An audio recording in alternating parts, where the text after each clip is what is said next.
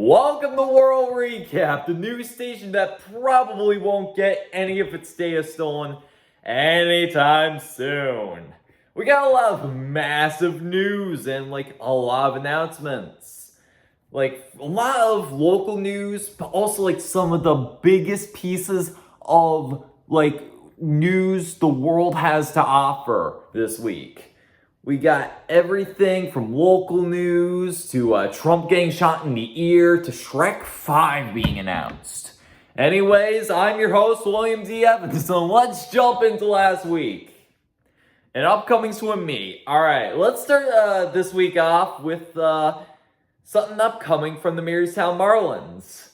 The swim team within Marystown. The Bay Roberts swim meet is coming up very soon. So I think you guys are so the guys who are participating, any of the Marlins, juniors or seniors, should be ready for it.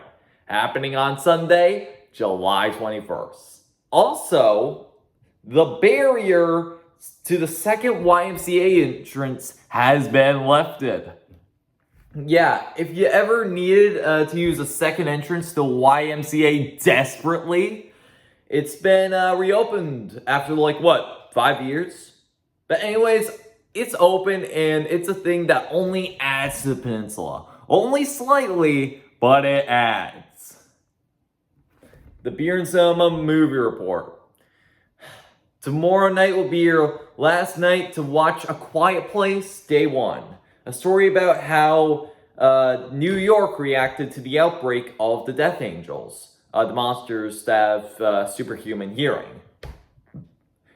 The girl we follow is very much a little jagged and a little bratty at the start of the movie, but I do think she does get the character development she needs, and the outbreak causes her to feel life again.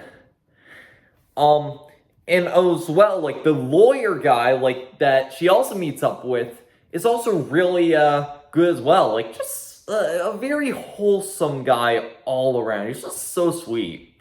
I really enjoyed the world as well, all of New York being destroyed and the bridges connecting, Manhattan being destroyed. That was something really cool. And I really like how this movie is a slow burn, having the characters feel hope and joy in this hopeless world. It's just really something really amazing. And it's really enjoyable. I enjoyed it better than the first two movies. Next week is going to be the Beer and Cinema continuing their 2-week junk with Despicable Me 4. And also, the road to the Beer and Cinema has been paved. Again, with the barrier on the second entrance to the Y being lifted, this is something that only adds to the peninsula. Oz FM is gone from Peninsula Radio. Yeah, you heard me right. Go on, check on your car radio at the moment, and you will see that Oz FM is not playing at all on 96.3. Well, my theory on this is budget cuts.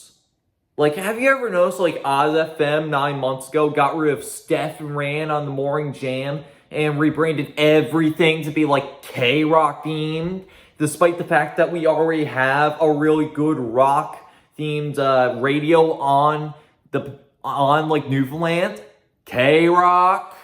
I'm just saying that, Oz seems to be seriously tweaking out with these new changes. But occasionally, if you can get your car signal to work right, Oz can still be heard. So nothing gained, nothing lost, except for the fact that you need to remember where the new Oz station is located. Something's being built in Buren. Over in the Salt Pond side of Buren, right in front of the road that connects to Berry Hill, mysterious walls are being built where the old Doge building was. Nobody really knows what is being built here, but some say that it's a new building where it's seniors, for a seniors place, or others are saying oh, it's apartments. Of course, I investigated. And after really getting close to the buildings, I can semi-confirm that these are most likely being built as apartments, because why else would somebody willingly design a senior home like that? Like, really? Well, speaking of seniors at it again review. Grand Bake has new play going on. Seniors at it again. I watched it and here's what I thought of it. A lot of scenes were very good. The one-offs were very much hilarious. Like, the writers really thought how seniors would react to various, like, current things, like Tinder and Alexa. The overarching plot with the bitches and Ross was very funny, especially with Ross in the car with all the bitches. It was pretty hilarious, if I do say so myself. And the sing-along songs were far more better with the crowd actually joining in and singing. I feel like the singer has really locked in this year. Overall, this show is far better than last year's. Hell, I might even go to the second showing. Labrador City gets evacuated. This was shocking this was shocking news for me to hear about, but a massive wildfire has caught near Labrador City. And it's just like the wildfire does. It spreads wildfire, leaving thousands to evacuate out of fear. And on the news, you got hundreds of people heading off to gas stations, many of them probably making bank. This is expected to have a bunch of water, and it is expected to have a bunch of water bombs be dropped on Labrador City anytime now. So don't worry, they're probably in good hands. That was a lot of Peninsula news. Now next up, who is Emio? Nintendo has released over on X a 15-second video of simply titled Emio with the hashtag #WhoIsEmio. The trailer shows a glitchy camera with a strange man with a robe and a paper bag on his face, with an expression that's happy in one and murderous in the other. He glitches out and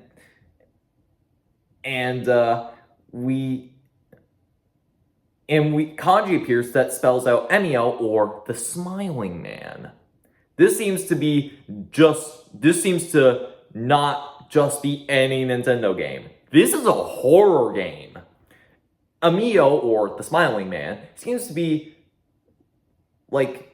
this horror is just not a genre that Nintendo has tackled so hard like this. But this trailer just really gives out, still works because of its ambiguity. You don't know who this man is or what he wants, thus making him more terrifying due to the fear of the unknown.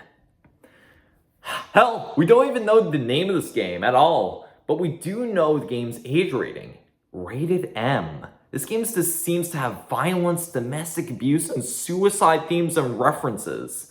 This isn't the Nintendo I know. How can a company make a fun-filled, colorful platformer like Donkey Kong Country Tropical Freeze to a full-blown horror or maybe slasher if we're lucky? I'm gonna pick this game up. I've never made this big into a step of horror when it comes to gaming. I've dabbled into games like Five Nights at Freddy's, but those are a family horror. I'm ready for things that will get rid of my sleep schedule. Disney gets leaked. Alright, this could get very out of control soon, but a bunch of hackers who go under the name of Nullbulge have gotten into Disney's files and possibly leaked around 1 terabyte of data that is essentially a huge amount of data that has been breached.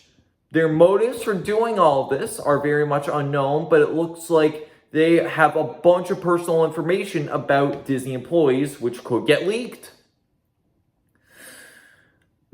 That is terrifying since if you are a Disney employee, right now, all the things that you could do could get massively leaked.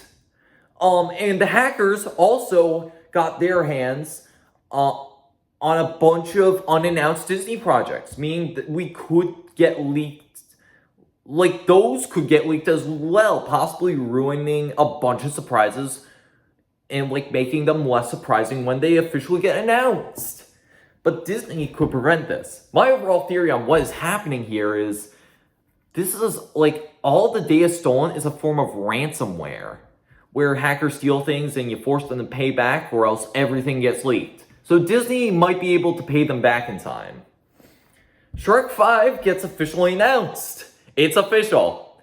After years of speculation and rumors surrounding this thing, Shrek 5 has been officially announced.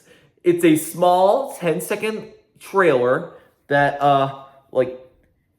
with the number 5 with Shrek's green skin and ears poking out before dropping in with a caption above, "The All-Star returns," with the song All-Star by Smash Mouth being blasted with a release date of July 1st, 2026. Sounds good enough for me. A lot of people are concerned with this announcement, with many fearing that this movie will just, like, lean in heavily to nostalgia. But, I don't blame them for that at all. Though, I will enter this film with, like, an open mindset. Some people are also, like, afraid that Puss in Boots may not return because, like, his actor has yet to be announced to return. There's nothing to be afraid of. He's Puss in Boots. Of course he's gonna return for a 5th Shrek film. Like, that's a given. Mr. Beast traps 50 YouTubers. To celebrate Mr. Beast becoming the most subscribed YouTube channel of all time, Jimmy has locked 50 YouTubers into a room. Whoever leaves last is the winner and wins $1 million. A lot of memorable faces were there and present, like Kai Cenat, Sketch, Penguin Zero. But then you get to people like Matt Pat. He's retired. Why is he even here? But the challenge was going pretty smoothly, and I can really get behind, like, the more narrative, like, style of, like, videos Jimmy has been cranking out. Like, but in the end, after all the dust and jangle blocks had cleared up, it was J&A Animations who won the whole thing. I was emotionally upset that Kai Cenat didn't win, but I'll take J&A Animations as the winner. Her content is nice. There was also some drama on X behind the scenes. Penguin Zero was shriveling in fear when encountering Logan Paul. He responded saying that he and Logan were on good terms, and Logan was very remorseful for, like, the Suicide Forest incident and the Crypto Zoo scam. So, there's no real big drama going on, and X is making a big stink out of nothing. Lore-Fi. After Matt Pat retired earlier this year, he's been cooking something very wild.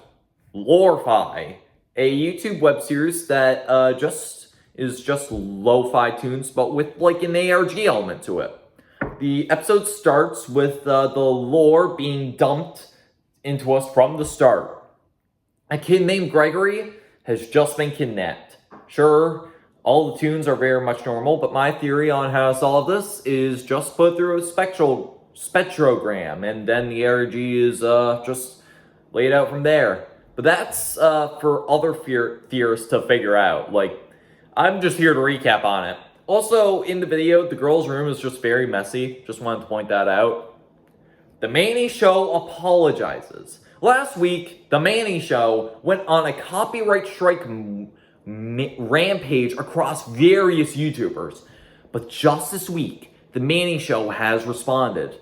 He has taken full accountability for his actions, but also claims those actions were not for him. It was actually an organization that he has his channel to that manages his channel, and went out and struck those videos.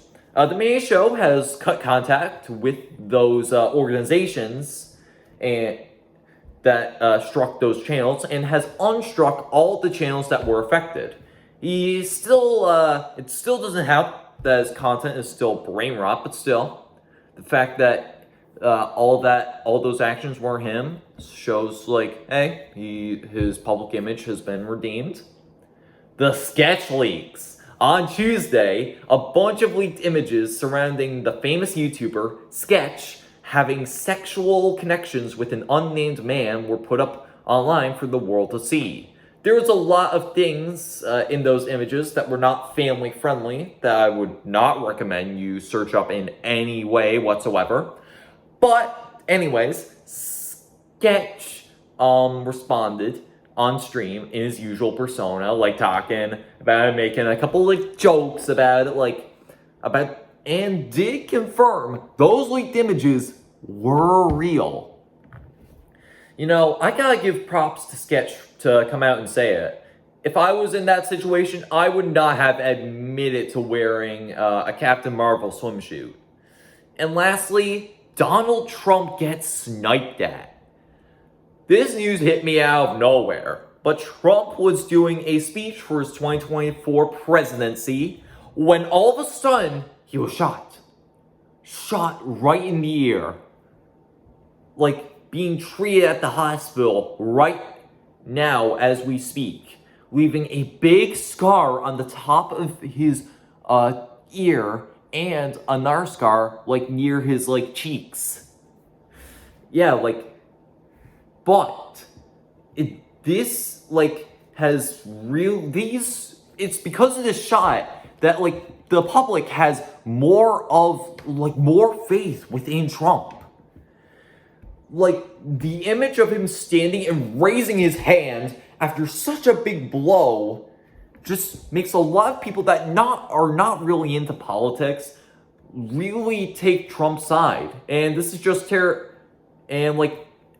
this is just like, I don't know, it just stinks because Trump is just this terrible candidate for president. And just because I condemn Trump doesn't mean that sniper's free from critiquing, because I believe that no person should be killed no matter how corrupt they are. And because of what this sniper did is far worse than Trump has been doing, trying to take a life. The security killed him on the spot, which I also agree with. Just because someone tried to take a life doesn't mean that they should try to get back at him. But that's just my thoughts on it. That's all I have for this week's World Recap. If you enjoyed this World Recap, be sure to subscribe so more World Recaps appear in your feed when going through YouTube. Also, be sure to like the video so more Newfoundlanders and Burin Peninsulans have the chance to see this kind of content. And lastly, leave a comment down below for this week of things that you want me to talk about next week as things this week show up. And that's all I have for this week's World Recap. I'm off to watch The Boys, and please, I recommend you guys go try the Yankee Doodle Burger up in New York.